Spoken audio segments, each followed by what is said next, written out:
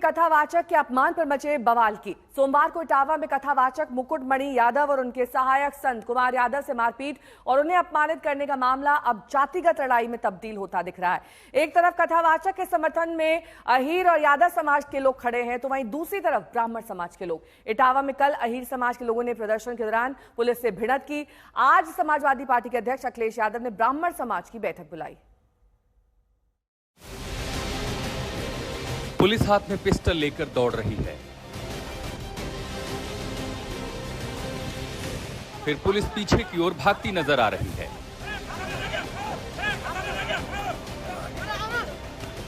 अगली तस्वीर में बाइक सवार युवकों का हुजूम नजर आता है, जिसके पीछे पुलिस भाग रही है।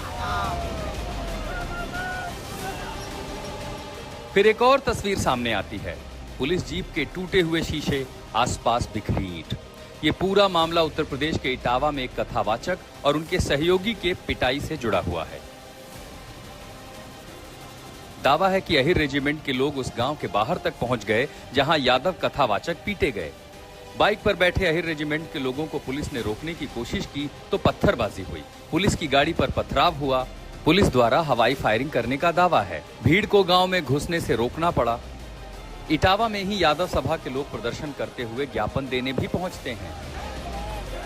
उधर अहीर रेजिमेंट और गगन यादव संगठन के लोगों ने इटावा के थाना बकेवर का घेराव किया। इस दौरान जमकर हंगामा हुआ। प्रदर्शनकारियों ने काफी देर तक सड़क को जाम भी किया।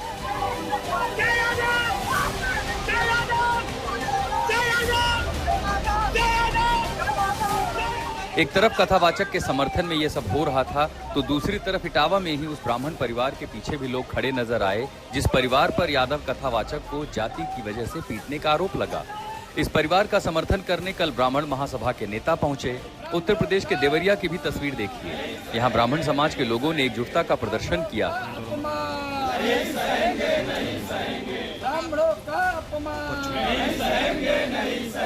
देवरिया के ब्राह्मण धोती कुर्ता में कलेक्ट्रेट पहुंचे और राज्यपाल को संबोधित ज्ञापन जिला प्रशासन को सौंपा। ये पूरी लड़ाई अब केवल एक राज्य तक सीमित नहीं रहने वाली है, क्योंकि इसमें अब राजनीति की एंट्री हो चुकी है। जिनके बाल चोटी काटी गई, उन्हें पहले समाजवादी पार्टी अध्यक्ष अखिलेश यादव ने शॉल ओढ़ाकर सम्मान किया, फिर 51,000 रुपए भी दिए।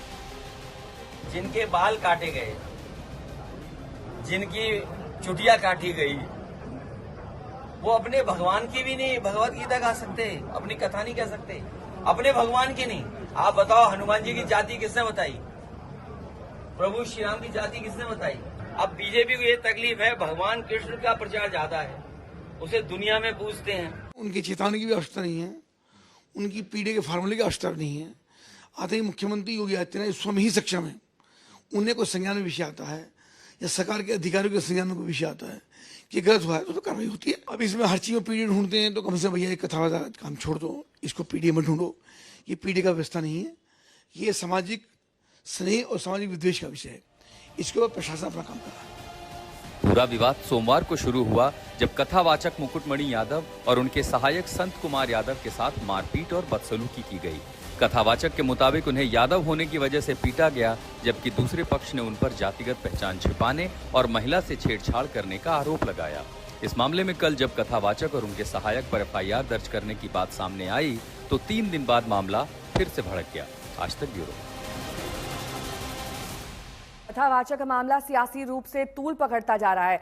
एसपी सुप्रीमो अखिलेश यादव सरकार पर हमलावर हैं, तो यूपी के मंत्री जयवीर सिंह ने अखिलेश पर पलटवार किया है। सुनिए।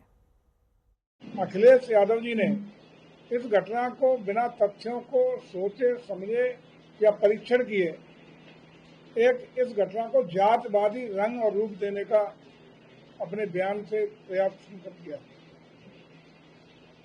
उन सब के आधार पर, उन सब बातों के आधार पर, उन सब चीजों के आधार पर उस गांव में आज जिस तरीके से स्थानीय उपद्रवियों ने जो उपद्रव करने का काम किया, जिस तरह की घटना को अंजाम दिया है, आप सबके संज्ञान में बहुत ही अप्रिय घटना वहां घटित हुई है।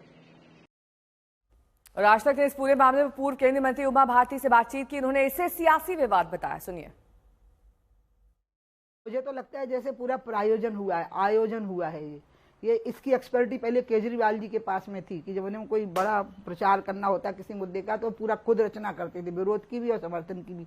मुझे ये डाउट हो रहा है कि पूरा प्लानिंग के साथ में हुआ है, क्योंकि कृष्ण तो स्वयं यादव हैं, ब्राह्मण बड़े प्रेम से भागवत कथा करते हैं। ये कोई ब्राह्मण वर्सेस यादव नहीं है, ये सब प्रायोजन है, राजनीतिक नाटक है।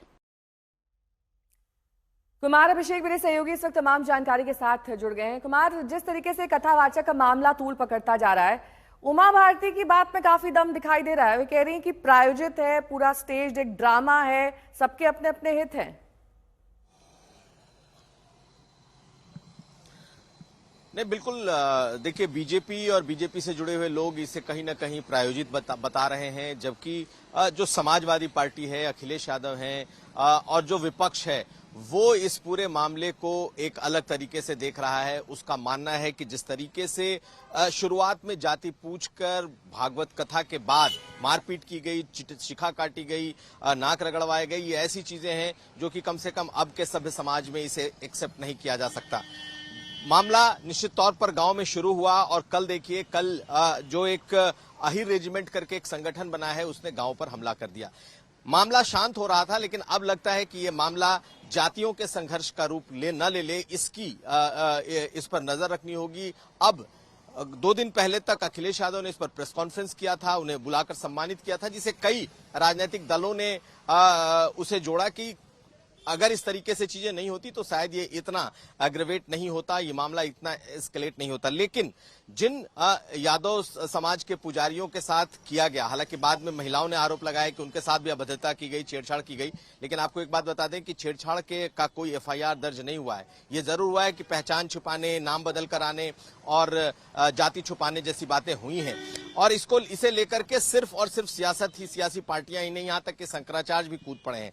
ये मामला फिलहाल शांत होता अभी नहीं दिख रहा है। हालांकि जो गांव है दादरपुर, वहां पर इस वक्त इटावा के उस गांव में शांति बनी हुई है। कल निश्चित तौर पर वहां पर एक बड़ा बवाल, बड़ा हंगामा हो गया था जब आसपास के जिलों के यादव बिरादरी के कई लड़के वहां पहुंचे थे और पहले पुलिस से बात हुई, उसके बाद एक तरीके से उन्होंने इसे अपने आत्मसम्मान से, स्वाभिमान से जोड़ा और उसके बाद हमला हो गया। तो ये मामला बिल्कुल पेचीदा है। इस वक्त 2 जातियों के बीच इस मामले ने एक गहरी खाई पैदा कर दी है और अब जो सियासी पार्टियां हैं वो इसमें निश्चित तौर पर अपना हित देख रही हैं। और मुझे लगता है कि अभी जो सरकार की स्थिति है, अखिलेश मुख्यमंत्री ने साफ कह दिया है कि इस तरीके की जातीय संघर्ष की इजाजत नहीं दी जा सकती और इस पर फिलहाल कड़ी नजर रखनी पड़ेगी। बहुत बहुत शुक्रिया इस तमाम जानकारी के लिए आपका।